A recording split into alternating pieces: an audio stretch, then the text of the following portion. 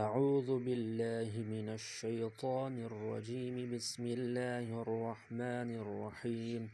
الحاقة ما الحاقة وما أدراك ما الحاقة كذبت ثمود وعاد بالقارعة فأما ثمود فأهلكوا بالطاغية وأما عاد فأهلكوا بريح صرصر عاتية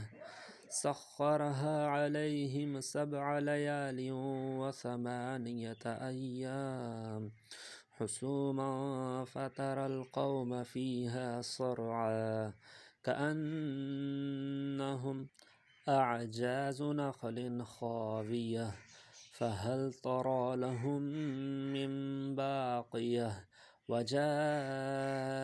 فرعون ومن قبله والمؤتفكات بالخاطئة فعصوا رسول ربهم فأخذهم أخذة رابية إنا لما طغى الماء حملناكم في الجارية لنجعلها لكم تذكرة وتعيها أذن واعية فإذا نفخ في الصور نفخة واحدة وحملت الأرض والجبال فدكتا دكة واحدة فيومئذ وقعت الواقعة وانشقت السماء فهي يومئذ واهية والملك على أرجائها ويحمل عرش ربك فوقهم يومئذ 8 يومئذ تعرضون لا تخفى منكم خافية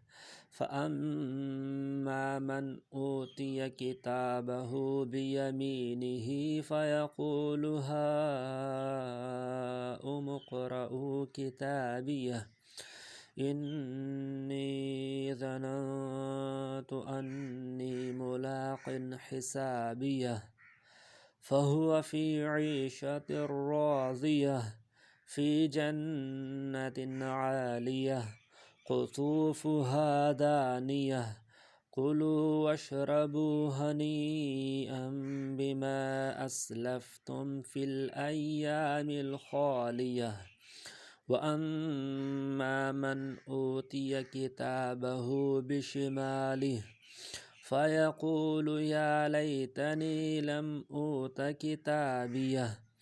ولم أدر ما حسابيه يا ليتها كانت القاضية ما أغنى عني ماليه هلك عني سلطانيه خذوه فغلوه ثم الجحيم صلوه ثم في سلسلة ذرعها 70 ذراعا فاسلكوه إنه